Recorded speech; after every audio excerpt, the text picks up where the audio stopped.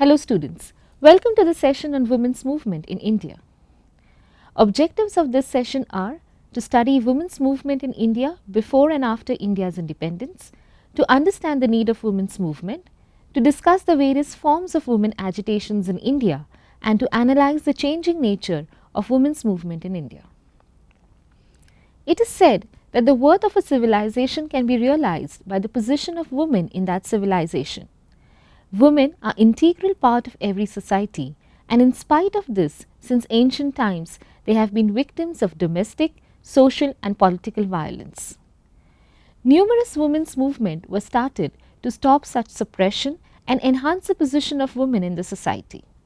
It is said that women's movements are among the most important crusade of modern social movements. Historical records indicated that since 19th century Canadian women's suffrage campaigns to recent direct actions for sustainable development in India, wherever women's movement have started, national organizations and local grassroots groups have worked together to support women and girls. Distinctions of gender, race, class, culture, religion and sexuality along with division of wealth and power leads to diverse conflicting interests among women groups.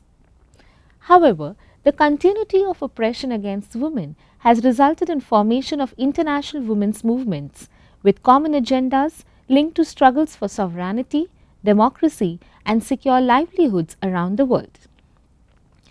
According to scholars, women's movement in India began as a part of the social reform movement during the days of the British rule. Reformers like Rajaram Mohan Roy, Ishwar Chandra Vidyasagar, Mahadev Govinda Ranade, Behramji Malbari raised their voices against the then religious and social customs subjugating women. These women led the British government to enact laws against the sati system, permitting widows to remarry, abolish child marriage, etc. Efforts were also made to spread education among girls. However, very little efforts were taken to mobilize women for participation in public life. Since then, the women have had to struggle for liberty, equality and justice, which are the pillars of a successful democracy. The women's movement in India has changed since then. Their nature, scope and role in Indian society has been questioned and criticized, but nevertheless, the movement has made an impact on the lives of the female population of the country. The changes that have occurred within the women's movement in India have been influenced by local, national as well as international social, political, economic and religious conditions. Let's now discuss the pre-independence women's movement in India. In the 19th century, the male social reformers influenced by Western liberal democratic values initiated the process of fight against female infanticide, widow burning, segregation of women from public life, prostitution and begging by the destitute women. They also organized public functions for widow remarriages. They tried for legal reforms and established educational institutions, shelter homes, training centers for women from where the first generation of teachers, nurses, skilled workers came out. We have seen reformers like Rajaram Mohan Roy along with Mahatma Phule, Maharshi Dhondo Keshav Karve and others who took efforts for the emancipation of women from orthodox religious dogmas.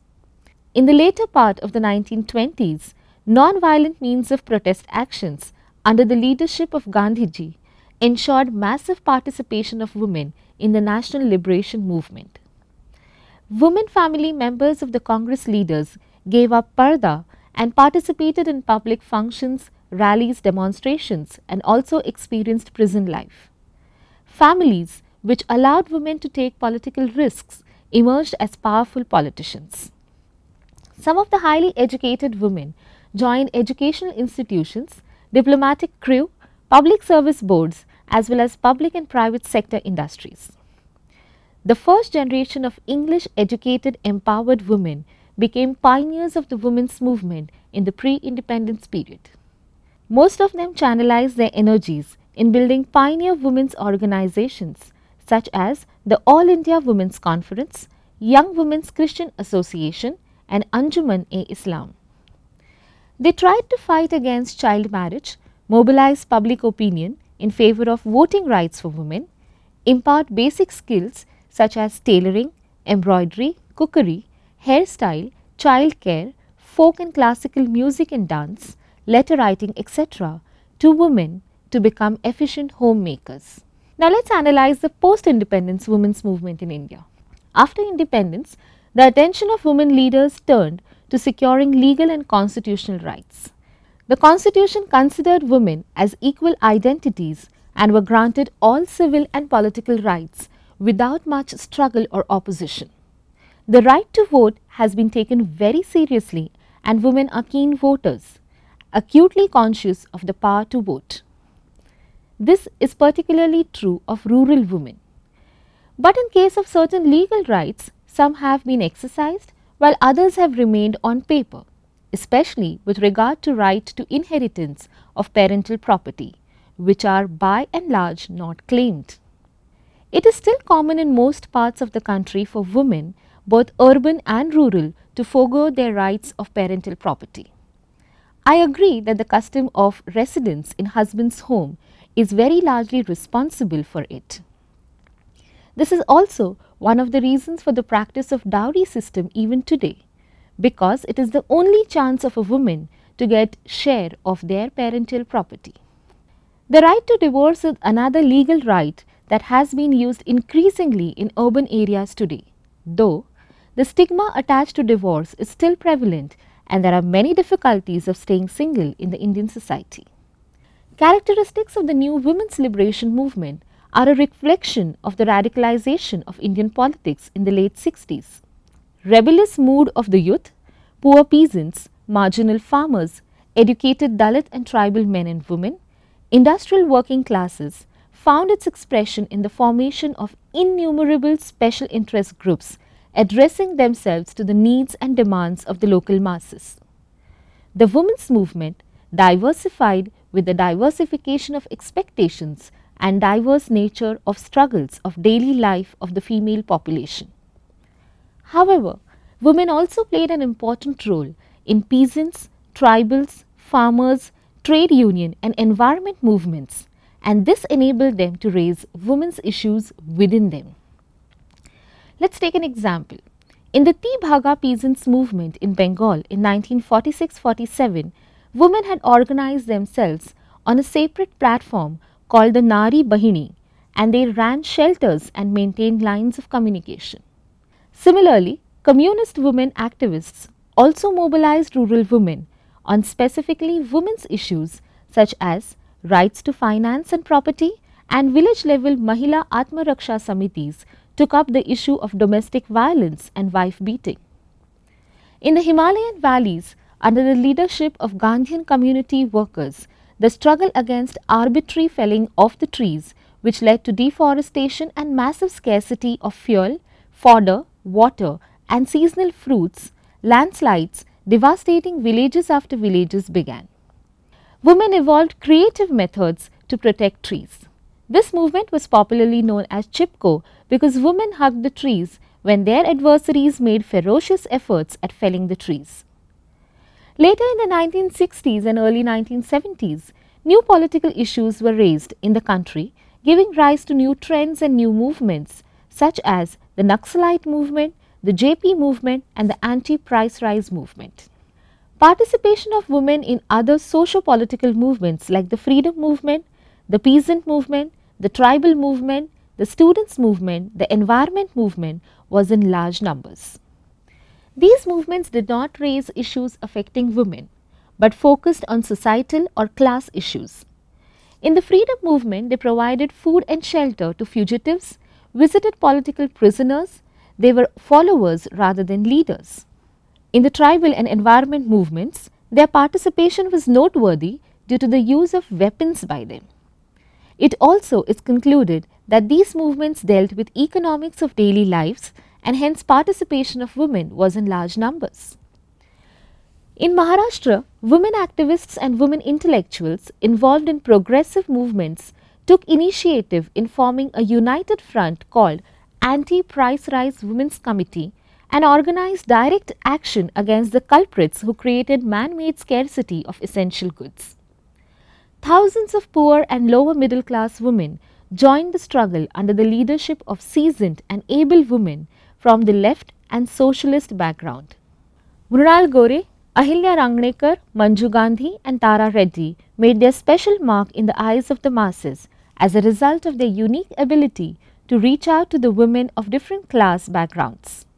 Their intellectual self-sufficiency, ability to relate micro issues to macro political reality, simple lifestyle and non-bossy nature provided role models to the younger generation of women's liberation activists. Around the same time, numerous feminist organizations were formed.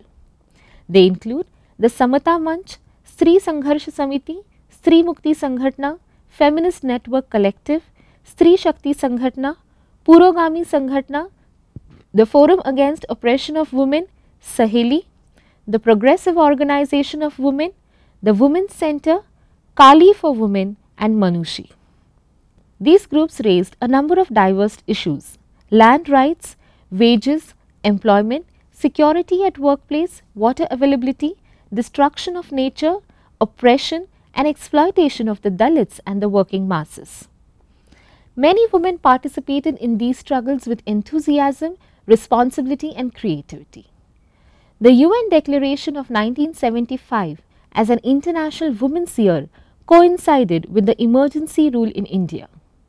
By the time the emergency was lifted in 1977, several women's groups had developed around democratic rights issues. The press swung into action after imposed silence for nearly 2 years. Atrocities committed against women during the emergency were openly documented and reported in the press. These atrocities struck a chord in most women's own experience of life in the family, in the streets, in the workplace and in political groups.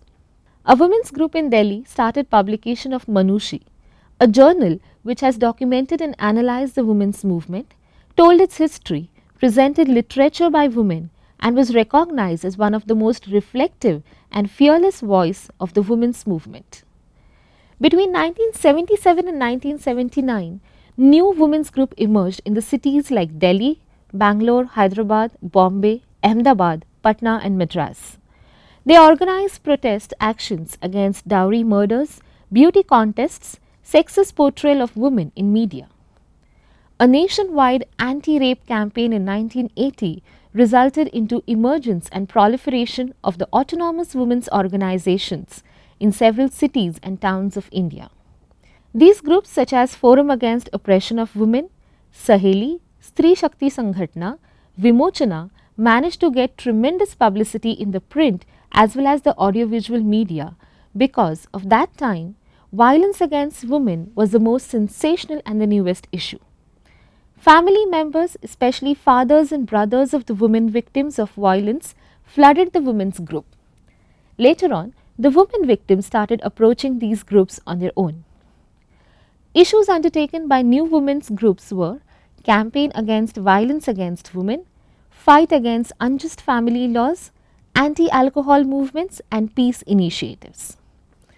Later, in case of autonomous groups, there was a great shift away from the mass campaigns to less dramatic work such as setting up of women's centers for legal aid, counseling, documentation, research and publication. Many groups now focused on encouraging women to express themselves through music, dance and art.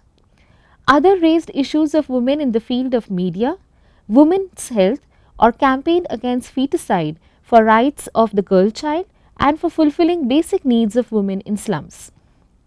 Many university-based women's study centers were established in 1990s and courses on women's studies started in university curriculum.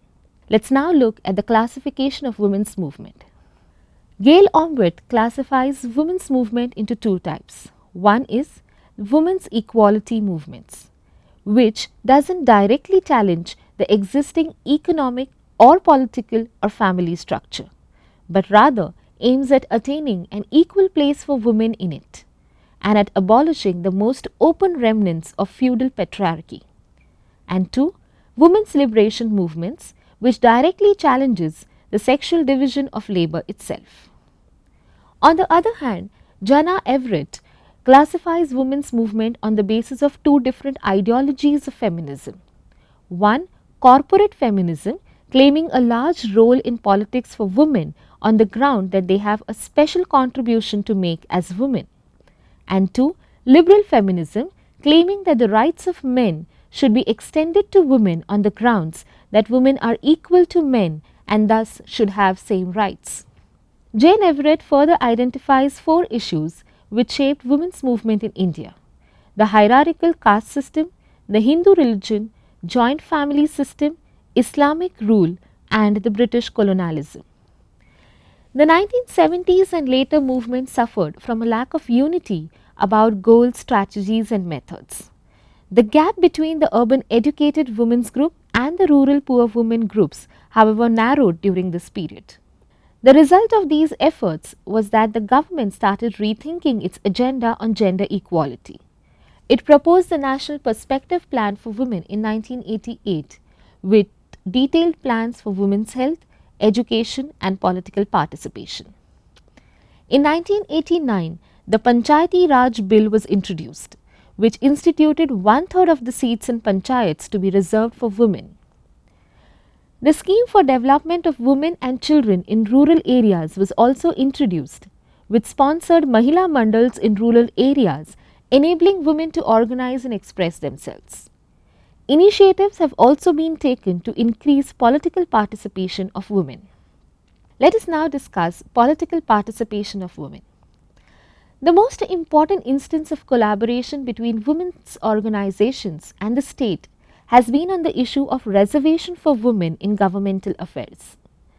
The enactment of the 73rd and the 74th constitutional amendments provide 33% reservation for women to the rural and urban local governments in India.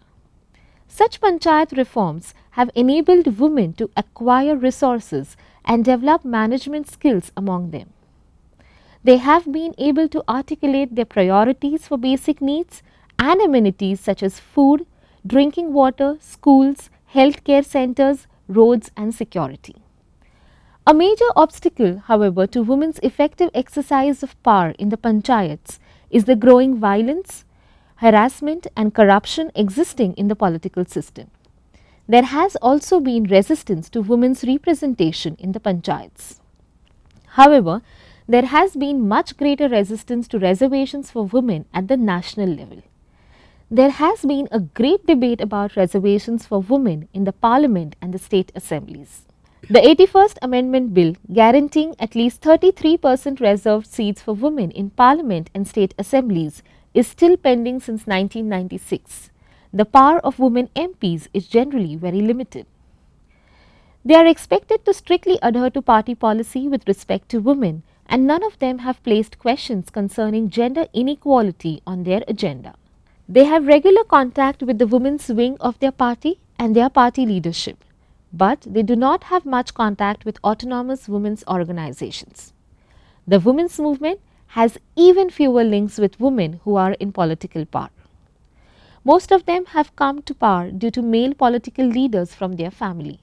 They have not come to power as leaders of women's movement or participants of such movements. Hence, their commitment is to their parties and not to the collective interests of women. However, this can be changed if there can be a possible alliance between the women's movement and women who acquire party positions and political power. To collectively look at the achievement of women's movement, one study concludes, the struggle for women for greater control over their lives has taken place in four major forms. 1. Women have organized automatically in mass movements, consciousness raising groups, women's center for control over their bodies, that is against rape, for free and safe contraceptives and abortion, for political rights as suffrage, against oppression in the family, against pornography, etc. Secondly, they have fought through unions for an improvement in their standards of life and conditions of work. Thirdly, they have organized as housewives for social recognition and remuneration for their work. And lastly, they have fought in more general social movements on issues which affect men and children as well. Example, against political repression, for housing, against price rise, etc. On the basis of this discussion, we can conclude that women's movement in India started as a reform movement initiated by the male Indian reformers, and today the movement has matured into a movement with diverse expectations and demands from the state. It can be observed that stronger the democratic institutions and practices, greater is the opportunity for women and women's movement for political participation. India has a long history of strong legitimate democratic institutions, diverse political parties, a system of free and fair elections. This has enabled a strong women's movement to emerge and endure without state opposition. The women's movement has played a critical role in bringing questions of gender inequality before the court, bureaucracy and political parties. Women today have also become an increasingly important group of voters for political parties. It is interesting to note that the government considers a gender perspective of all initiatives, policies and programs formulated by them. This indeed is a positive outcome of the women's movement. Thank you.